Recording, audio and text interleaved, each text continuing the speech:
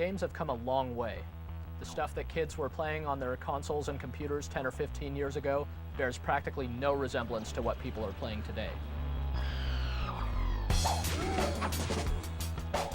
What was that?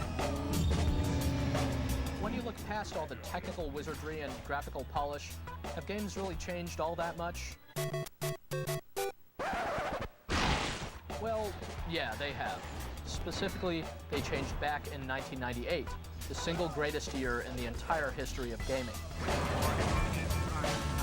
No! 98 was a watershed year in which virtually every popular style of game was defined or redefined.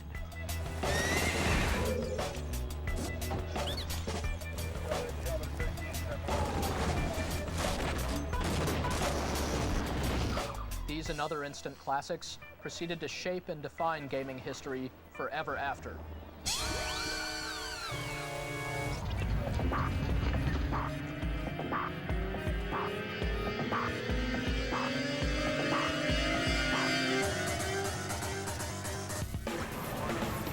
Back then, it looked like bump and jump with swearing. You guys remember bump and jump, right? Grand Theft Auto was released to lukewarm reviews and raised a few eyebrows along the way. But we all know what ended up happening to that little series of games. It's the best you got.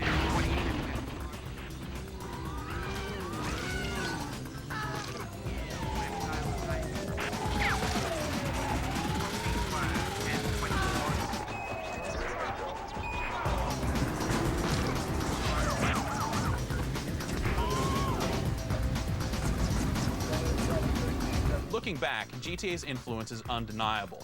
It was the game that proved just how exciting life in the big city could really be.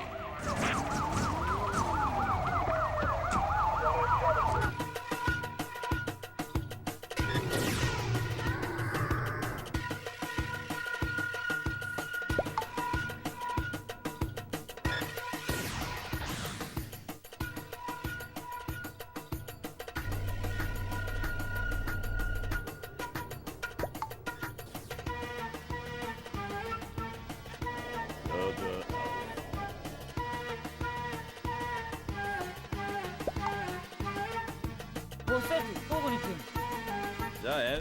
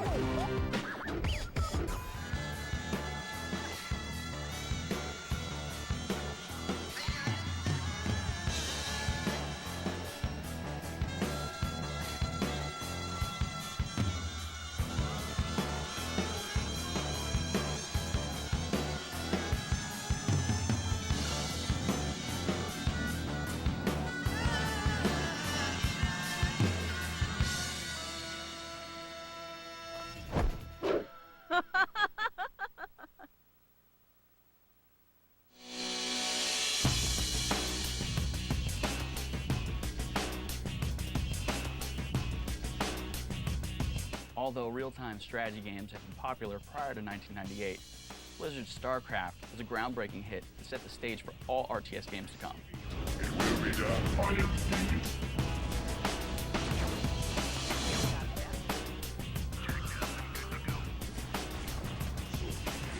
Leading up to StarCraft's release, some skeptics assumed the game would be little more than orcs in space.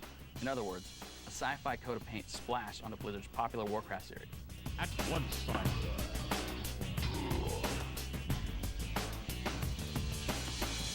StarCraft achieved a perfect balance, making it one of the greatest games of all time.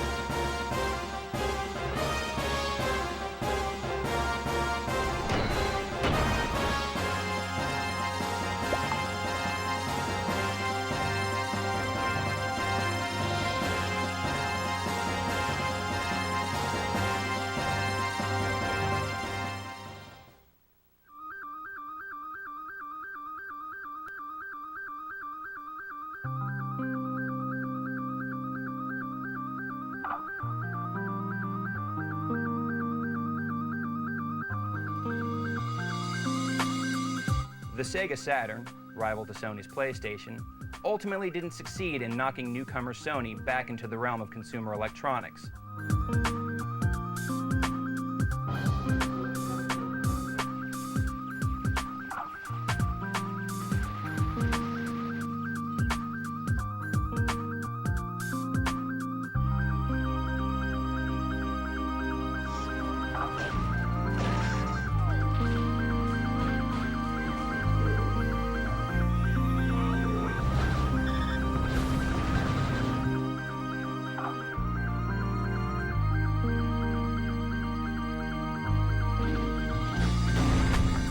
1998 was pretty much the Saturn's last hurrah, a relative low point in an otherwise amazing year for games.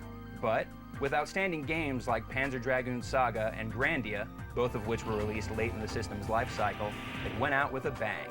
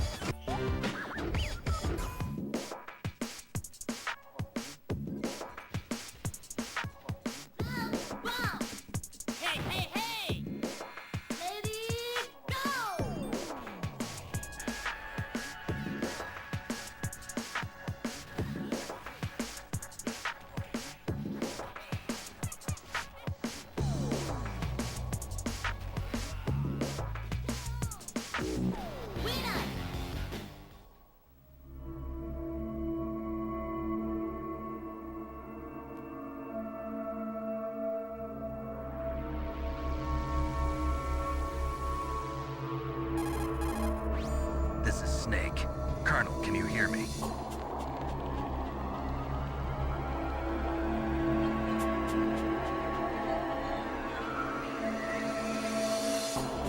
Metal Gear Solid was the highly anticipated successor to the old 8-bit stealth games and quickly became a breakthrough hit for designer Hideo Kojima.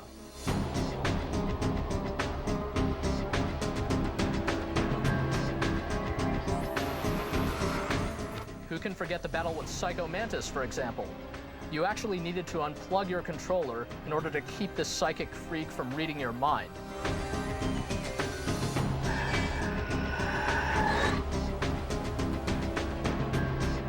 I just wanted an excuse to kill as many people as I could.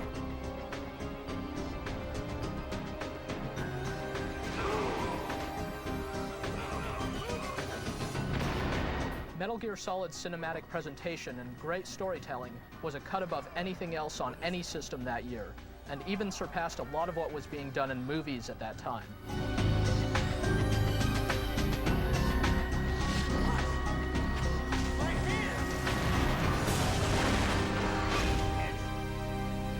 Who are you? I like you. I have no name.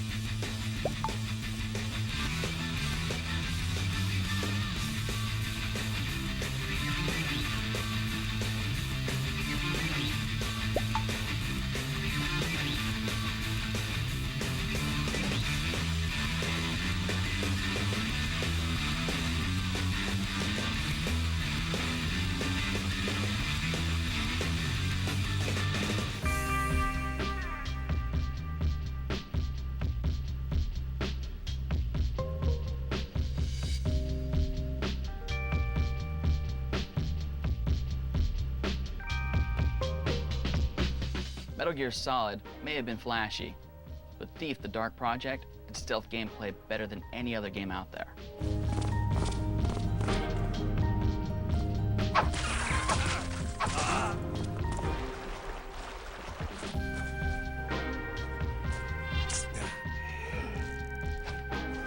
Thief lived up to its original concept, with terrific execution, highly atmospheric sound effects, and some truly creepy levels, combined to give you the feeling that you were really in some fantastical medieval world. Robbing from the rich and keeping the loot for yourself, while unintentionally saving the world in the process.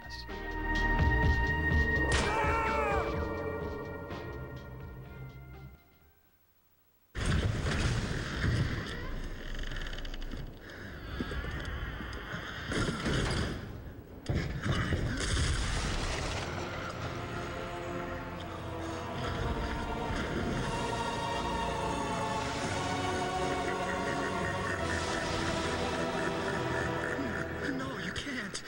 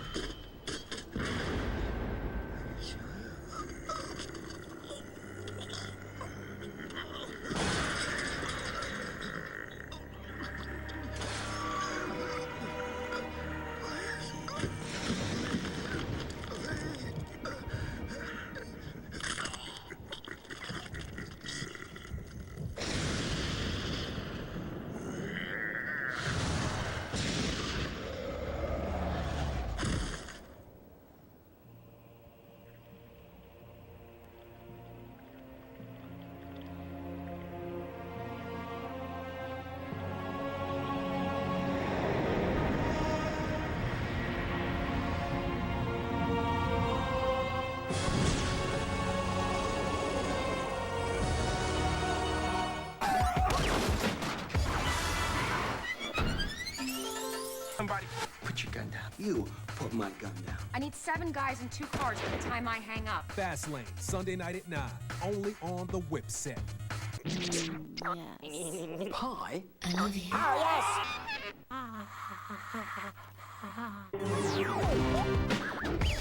Wouldn't you rather cross the land of the dead in your own sports car? Maybe try a luxury ocean cruise? Or, if you led a very good life, you may even be eligible for a ticket on the number 9 itself. The number 9? That's our top-of-the-line express train. It shoots straight to the 9th underworld, the land of eternal rest, in 4 minutes instead of 4 years. But very few people qualify. Let's take a look at your records. Well,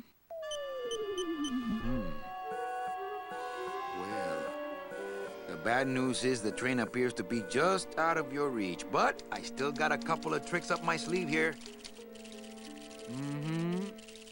Yaha! Yes, that's the ticket. The Excelsior line. Yes, she's a beauty. That compass in the handle will sure come in handy, too. Oh, you're going to have a great trip. Wish I was going. Why don't you? You could give me a lift. Oh, I can't leave here until I've worked off a little debt to the powers that be. Community service, eh? Well, I guess there are some folks worse off than me. Oh, I'll be leaving here soon enough. No thanks to dead-end, no-commission, low-life cases like yours.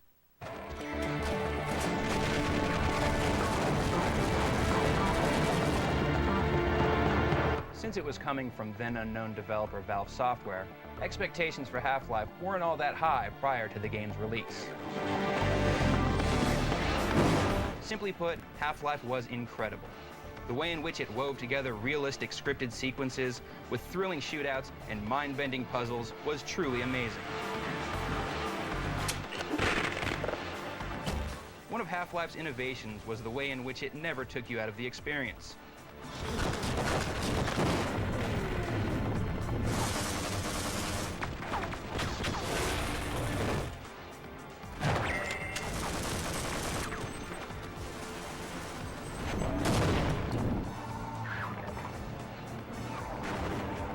It was a class act that made all other first-person shooters before it pale in comparison. It became the game that everyone tried to emulate, but no one could quite live up to. Considering how predominant the first-person shooter has become, that's saying a lot.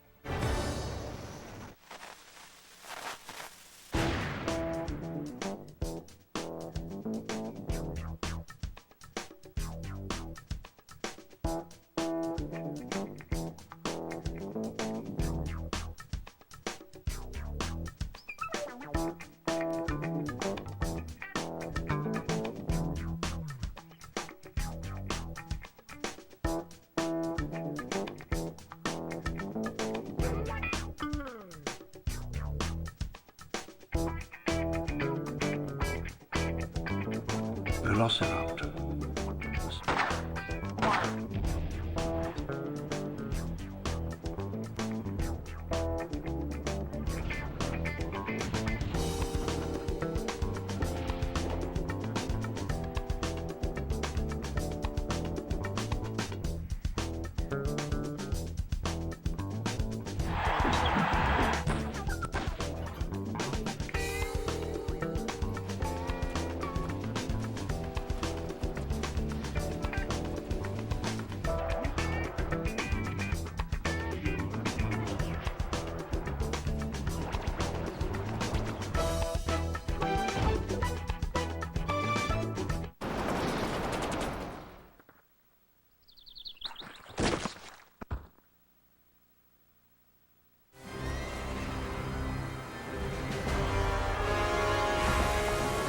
The transition from the 2D days of the 80s to the 3D days of the 90s wasn't a smooth one. But the textbook case for showing how it's done came in the form of The Legend of Zelda: Ocarina of Time for the Nintendo 64.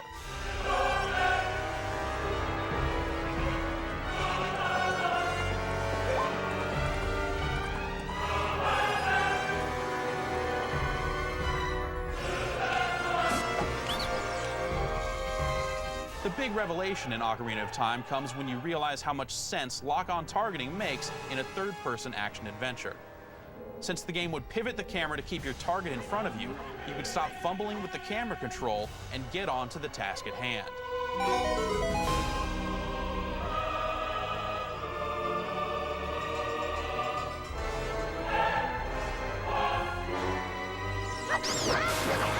Between its innovative techniques, great story, and interesting puzzles, it was nearly impossible to find fault with Ocarina of Time when it landed in 1998.